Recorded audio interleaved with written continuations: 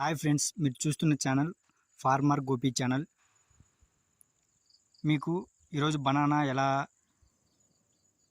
అంటే ఎలా స్టార్ట్ చేయాలని మీకు చూపిస్తాను. అంటే చిన్న చెట్లు, అంటే ఇవి నాటి 1 మంత్ ఉంటుంది. చూడండి ఒకసారి నేను ఎలా కల్టివేట్ చేయాలో చూపిస్తాను మీకు. చూడండి, అంటే ఇక్కడ చూడండి, అంటే ఏరే చెట్లు అన్నీ ఎక్కువగా ఉన్నాయి.